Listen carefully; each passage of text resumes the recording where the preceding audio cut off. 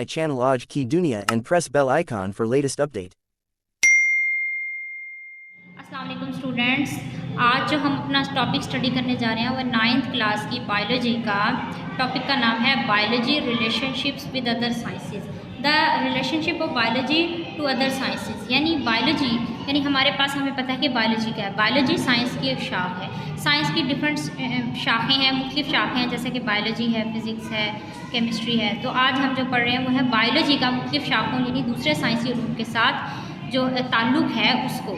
ठीक है, सबसे पहले आ जाता है हमारे पास, इनमें हमारे पास बायोलॉजी के साथ जो मुख्तलिफ शाखें बनती हैं, यानी जो मुख्तलिफ एक दूसरे के साथ शाखें एक दूसरे के साथ मिलकर जो इल्म बनाती हैं उसको हम क्या कहते हैं, बैनुल हुदूद साइंसेस। ठीक है, या फिर इंटरडिसिप्लिनरी साइंसेस। ठीक है, सबसे पहले हमारे पास जो ब्रांच आ जाती है वो है बायोफिज़िक्स, यानी बायोलॉजी और फिज़िक्स का जो मिला, यानी हम बायोलॉजी में अगर हम फिज़िक्स के असूलों का मुताला करें। ठीक है, इसमें क्या आ जाता है, study of principles of physics with the application of biological phenomena. यानी बायोलॉजिकल फिनोमेना क्या होता है, जिंदा जानदारों के अमल, फिनोमेना मीन अमल, जिंदा जानदारों के अंदर जो अमल हो रहा है उसका फिज़िक्स के साथ, फिज़िक्स के असूलों के साथ क्या ताल्लुक़ है। ठीक है, इसमें आ जाता है हमारे पास बायोलॉजी का असूल का कैसे इतलाक़ किया जाता है। इसमें है, इसको हम सही से डिफ़ाइन कर सकते हैं, it deals with the study of principles of physics which are applicable in biological phenomena. For example there is a similarity. मिसाल आ जाती है हमारे पास, working principle of lever and limbs in animals are similar. यानी जो physics में liver के काम करने के उसूल हैं और वो जानवरों में जो लिम्स मीन टांगों के काम करने के उसूल एक जैसे हैं। ठीक है, इसमें क्या आ जाता है, हम बायोलॉजी के फिज़िक्स के प्रिंसिपल्स को बायोलॉजी में इस्तेमाल करते हैं। नेक्स्ट आ जाता है हमारे पास बायोकेमिस्ट्री, यानी ये दो लफ्ज़ का मजमुआ है, ये दो लफ्ज़ का कॉम्बिनेशन है, जिसमें आ जाता है bio mean living things, chemistry का मतलब है केमिस्ट्री। ठीक है, जब केमिस्ट्री और बायोलॉजी का आपस में रिलेशन बन जाएगा तो वो क्या कहलाएगा हमारे पास, biochemistry. It is the study of different compounds in living things. Living things क्या होती हैं, जिंदा जानदार। मिसाल के तौर पर एनिमल्स आ गए, प्लांट्स आ गए, माइक्रो ऑर्गेनिजम्स आ गए। सब में क्या है, हम केमिस्ट्री के किन प्रोसेसेस को केमिस्ट्री के वो प्रोसेसेस या केमिस्ट्री के वो अमाल जो जिंदा जानदारों के अंदर वकूफ़ पज़ीर होते हैं, उनको मजमूई इल्म को क्या कहते हैं, बायो केमिस्ट्री। ऐसे कंपाउंड्स का मुताला करना जो जिंदा जानदारों के अजसाम में पाए जाते हैं, यानी जो जिंदा जानदारों के अजसाम में जो केमिकल कंपाउंड पाए जाते हैं, बायो केमिस्ट्री में हम उन्हीं के मुतालिक पढ़ते हैं। नेक्स्ट आ जाता है हमारे पास, इसकी एग्जांपल आ जाती है इसकी मिसाल हमारे पास आ जाती है रेस्पायरेशन, यानी गैसों का तबादला, फोटोसिंथेसिस। ये दोनों किस में होते हैं, फोटोसिंथेसिस पौधों में होता है, यानी हम फोटोसिंथेसिस में क्या होता है, पौधे जो हैं वो रोशनी हासिल करते हैं फ़ज़ा में और फिर कार्बन डाइऑक्साइड भी हासिल करते हैं और फिर क्या बना देते हैं, ऑक्सीजन बनाते हैं और खुराक पैदा करते हैं। इसको हम, ये चूँकि केमिस्ट्री का प्रोसेस है, इसमें केमिकल स्टडी किए जाते हैं, तो ये हम जिंदा जानदारों में करते हैं, इसको हम बायोकेमिस्ट्री के तौर पर देखेंगे। नेक्स्ट आता है हमारे पास गैसों का तबादला, रेस्पायरेशन, यानी ये पौधों में भी होता है और जानदारों में भी होता है। तो इसको हम क्या कहते हैं, गैसों का तबादला, यानी कार्बन डाइऑक्साइड और ऑक्सीजन का तबादला। यानी पौधे जो हैं वो ऑक्सीजन को पैदा करते हैं और कार्बन डाइऑक्साइड फ़िज़ा से लेते हैं, इसको हम क्या कहते हैं, रेस्पायरेशन। ठीक हो गया। नेक्स्ट आ जाता है हमारे पास बायोमैथमेटिक्स और या फिर बायोमेट्री। बायोमैथमेटिक्स का मतलब है यानी मैथमेटिक्स के उसूलों का बायोलॉजी में इस्तेमाल करना। ठीक है, the study of biological processes, यानी ऐसे उन बायोलॉजिकल अमाल का मुताला करना that using the math rules and tools, यानी जो रियाजी के उसूल या फिर तरीक़ों को इस्तेमाल करते हैं। यानी मैथमेटिक्स के हम जिन उसूलों को हम बायोलॉजी के मुताला करने के दौरान इस्तेमाल करते हैं, हम इस ब्रांच को, जो हमारे पास जो इल्म वजूद में आता है, जो हमारे पास नॉलेज बनता है, जो ब्रांच बनती है, उसको क्या कहते हैं, बायोमैथमेटिक्स या बायोमेट्री। मिसाल के तौर पर इसकी मिसाल आ जाती है, to analyse data that is gather through experimental research.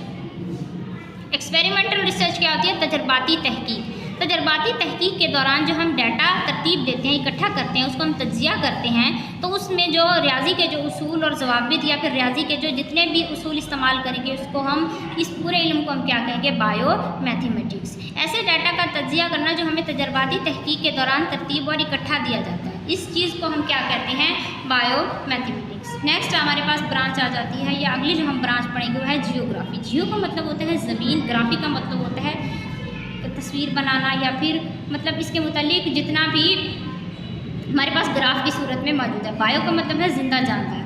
Study of occurrence and distribution of different species in various parts of earth. Geo का मतलब पता है कि हमारी ज़मीन यानी दुनिया यानी जिंदा जानदारों की मुख्तलिफ इकसाम की स्पीशीज़ का डिस्ट्रीब्यूशन क्या होती है, तकसीम, और अक्रंस होती है मौजूदगी।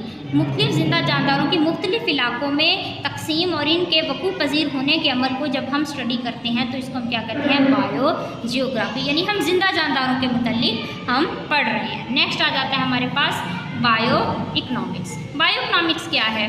बायो का मतलब है जिंदा जानदार यानी जिंदा लिविंग थिंग्स के बारे में पढ़ना।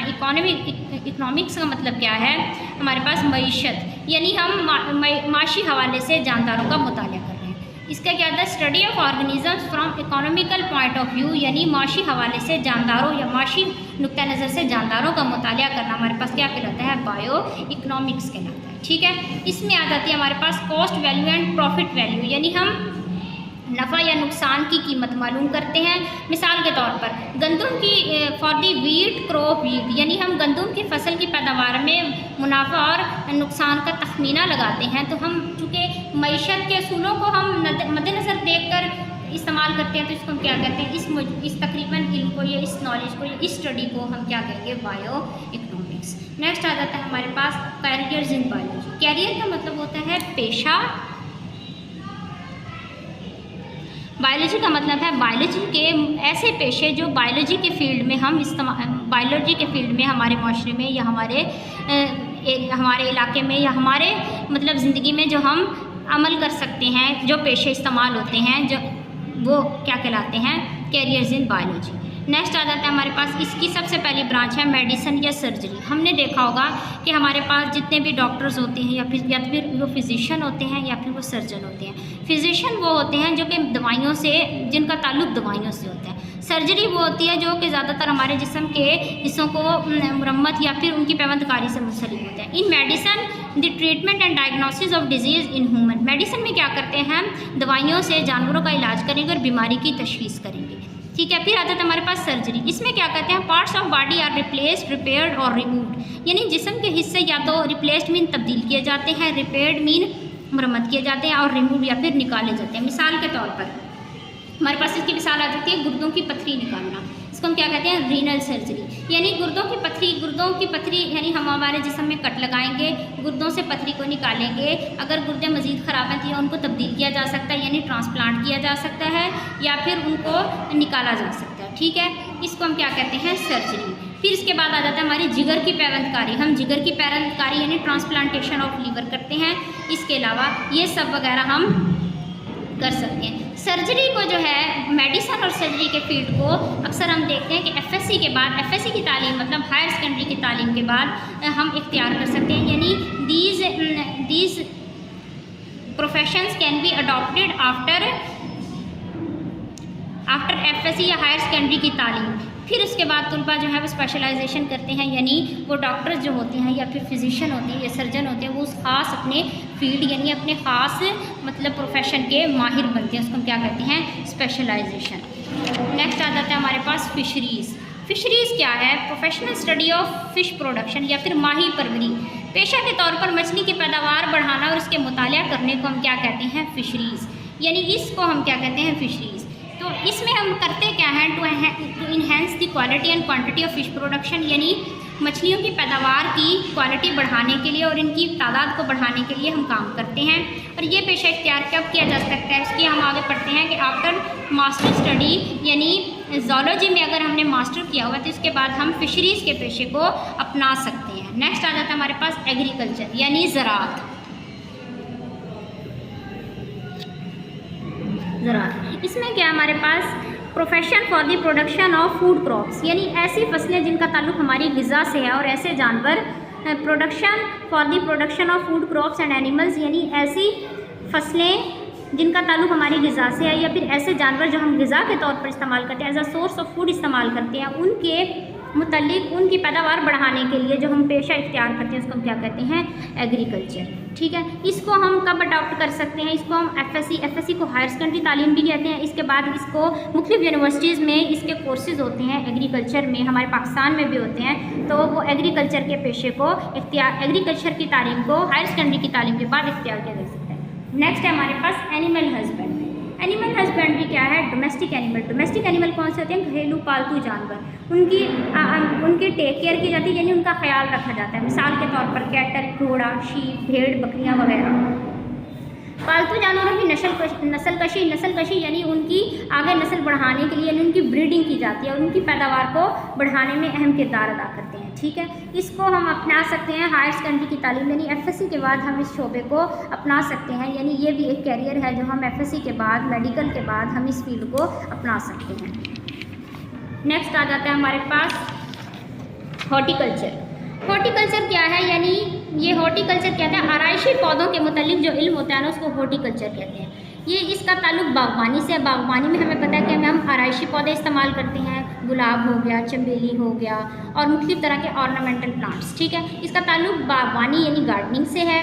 यानी इसमें क्या होता है, हॉर्टिकल्चरिस्ट कौन सा होता है, जो हॉर्टिकल्चर के शोबे का माहिर होता है। अब horticulturist works for the betterment of exiting varieties and production of new varieties. इसमें इसका जो माहिर होता है इसकी नई और मौजूदा अक़साम का मुतालिया करता है, यानी जो नई अक़साम होगी उनकी बेहतरी के लिए काम करता है, उनकी क्वालिटी कैसे बढ़ाई जा सकती है उनके ऊपर रिसर्च करता है, यानी उनके ऊपर तहकीक करता है। फिर उनकी मौजूदा अक़साम का मुतालिया करता है, यानी उनको मज़ीद पढ़ता है और इसके बाद आराइशी पौधों के मुतल्लिक भी अपना काम वगैरह करता है, उन पर रिसर्च करता है।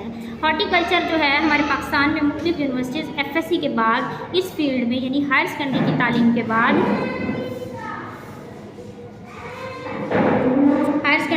के बाद इस पेशे को अपना सकते हैं। नेक्स्ट आता है हमारे पास फार्मिंग। फार्मिंग क्या होता है, इससे हमारे वर्ड से ही समझ में आता है, यानी फार्म्स बनाना। फार्म्स क्या होता है, जो चीज़ कुदरती तौर पर पाई जाती है उसको हम अपनी इंसानियत की फलाह के लिए हम उनको फार्म्स की शक्ल में छोटे छोटे एरियाज़ बनाकर अपने पौधों को, जानवरों को या कोई भी जानवर जो इंसानों के लिए फ़ायदेमंद है उनकी development and betterment of farms, यानी उनमें जो पौधों और जानवरों को रख सकते हैं, यानी फार्म्स की सूरत में हम इन्हें पाल सकते हैं। ठीक है, ये इंसान की फलाह, क्योंकि इंसान की आबादी बढ़ती जा रही है इसलिए हम उनकी डेवलपमेंट यानी उनकी बेहतरी और उनकी मज़ीद डेवलपमेंट में काम करते हैं। ठीक है, इसमें हमारे पास आ जाता है एनिमल फार्म्स भी आ जाते हैं, फूड फार्म्स भी आ जाते हैं। एनिमल फार्म्स में क्या है, यानी ऐसे animal with good milk and meat are developed by breeding, यानी इसमें ऐसे जानवर जिनमें जो ज़्यादा दूध पैदा करते हैं, क्योंकि हमें दूध की ज़रूरत होती है, फिर इसके बाद गोश्त पैदा करते हैं, उनको डेवलप किया जाता है, यानी उनकी नस्ल कशी की जाती है, यानी उनको उनकी पैदावार बढ़ाई जाती है। फिर नेक्स्ट आ जाता है हमारे पास पोल्ट्री फार्म्स। पोल्ट्री फार्म्स में क्या है, चिकन हो गया और एग्स वगैरह की प्रोडक्शन के लिए अहम किरदार अदा करते हैं। इसमें क्या करते हैं, मुर्गियां जो है मिसाल के तौर पर हम उनकी पैदावार बढ़ाते हैं। हमारे पास ब्रायलर मुर्गी आ जाती है जो गोश्त पैदा करती है। उसके बाद हमारे पास अंडे के लिए एक मुर्गी होती है लेयर मुर्गी, उसको हम उसकी पैदावार बढ़ाने के लिए काम करते हैं। इसके बाद हमारे पास फ्रूट फार्म्स आ जाते हैं। फ्रूट फार्म्स क्या होते हैं, इसमें हम ऐसे फलों की पैदावार बढ़ाने के लिए मुख्तलिफ तरह के फार्म्स बना देते हैं जहां उनकी बेटर क्वालिटी के लिए काम किया जाता है और उनमें अच्छी किस्म के फल जो है वो पैदा किए जाते हैं, अच्छी नस्ल के फलों का इंतखाब किया जाता है। हमारे पाकिस्तान में भी मुख्तलिफ तरह के फ्रूट फार्म्स हैं, पोल्ट्री फार्म्स हैं, इसके अलावा एनिमल फार्म्स हैं जहाँ पे पौधों, जानवरों और मुर्गियों और जानवरों की मुख्तलिफ किस्म की इकसाम की बेहतरी के लिए काम किया जाता है। नेक्स्ट आ जाता है हमारे पास, इसकी मिसाल है एग्रीकल्चर, यानी हमने पहले पढ़ा कि एग्रीकल्चर का जो शोबा है वो एफएससी के बाद हम इख्तियार कर सकते हैं, लेकिन ये जो है क्या कहते हैं उसको, फार्मिंग जो है, हम फार्मिंग कब इख्तियार करते हैं, जब हम एग्रीकल्चर में यानी बीएस कर लें यानी मास्टर की डिग्री हासिल कर लें, उसके बाद हम एनिमल हस्बेंड्री या फिशरीज़ के बाद हम इस शोबे को इख्तियार कर सकते हैं। यानी पहले हमें अपनी 16 साल की तालीम मुकम्मल करनी होगी, आया कि वो एग्रीकल्चर में हो, एनिमल हस्बेंड्री में या फिशरीज़ में हो, उसके बाद हम इस शोबे को अपना सकते हैं। फिर आ जाता है हमारे पास फॉरेस्ट्री।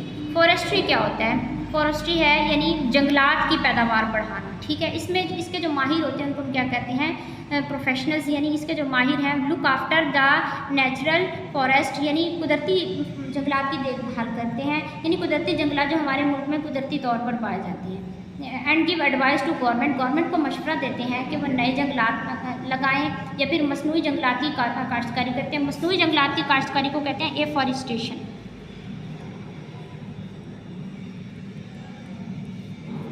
फिर आ जाता है हमारे पास artificial forest production.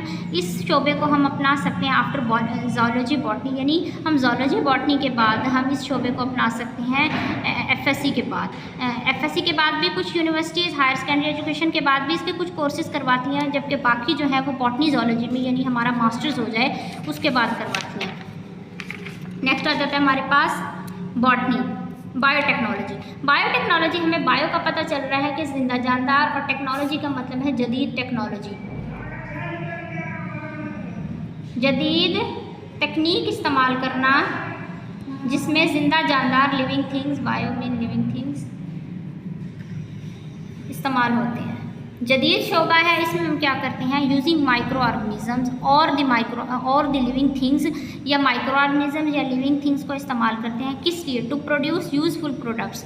Useful product यानी कारामद चीज़ें बनाने के लिए या कारामद प्रोडक्ट बनाने के लिए हम इस्तेमाल करते हैं, किसके लिए, for the services of Mankind, इंसानियत की खिदमत के लिए, इंसानी खिदमत के लिए छोटे जानदारों को इस्तेमाल करना क्या कहलाता है, हमारे पास बायोटेक्नोलॉजी कहलाता है। अब हमारे पास बायोटेक्नोलॉजी की मिसाल है, हम बड़े बड़े पैमाने पर फैक्ट्रियों में या मतलब लोगों की लोगों के लिए हम क्या करते हैं, दही बनाते हैं। दही हम क्या करते हैं, उसमें हम एक माइक्रो ऑर्गेनिज्म इस्तेमाल करते हैं। मिसाल के तौर पर दही में एक बैक्टीरिया इस्तेमाल होता है,